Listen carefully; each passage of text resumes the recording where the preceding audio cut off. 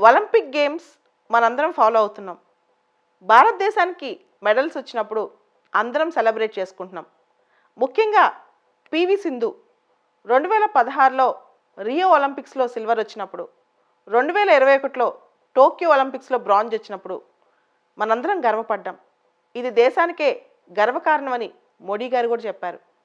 అయితే ఒక వ్యక్తి బ్యాక్ టు బ్యాక్ 2 ఒలింపిక్స్లో ఇండివిజువల్ మెడల్స్ సాధించాలంటే ఆ వ్యక్తి చేసిన కృషి ఏంటి, ఆ వ్యక్తి వెనక ఉన్న తపన ఏంటి ఒకసారి గుర్తు చేసుకుందాం.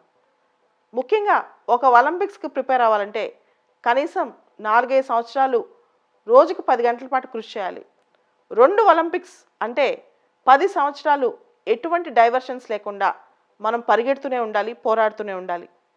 అయితే ఏ మనిషి అయినా ఒకే అంశం మీద, ఒకే లక్ష్యం మీద 10 సంవత్సరాలు గురి పెడితే ఆ వ్యక్తి ఆ లక్ష్యంలో అందలం చేరుతాడు. ఎంతైతే టాప్ ఉందో అక్కడి దాకా వెళ్తారు. అయితే దేది మనల్ని ఆపుతుంది? ఈ 10 సంవత్సరాల కృషిలో పివి సింధుకి డైవర్షన్స్ వచ్చుండవా?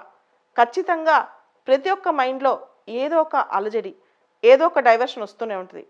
ఎన్ని డైవర్షన్స్ వచ్చినా, ఎటువంటి అలజడి వచ్చినా తన డిసిప్లిన్ వదలకపోవడమే ఆవిడ విజయ రహస్యం. మంది కూడా అంతే.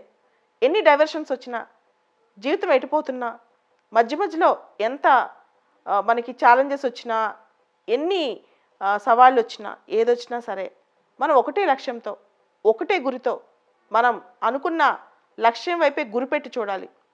సక్సెస్ సాధిస్తాం, లేదా సక్సెస్ దగ్గరికి వెళ్ళి ఆగుతాం, లేదా సక్సెస్ చివరి వరకు చూస్తాం. చూడలేకపోతే వచ్చే కష్టమైనా, అంటే ఇంకొక లక్ష్యంలోనైనా మనం ముందుకెళ్ళడానికి ట్రై చేస్తూ ఉంటాం. దానికైనా ఈ ఎక్స్పీరియన్స్ పనికొస్తాయి. కాబట్టి ఏదైనా ఒక లక్ష్యం అనుకున్నప్పుడు దాన్ని వదలకండి, గట్టిగా పట్టుకోండి, ఆ పిడికిలి గట్టిగా బిగించండి.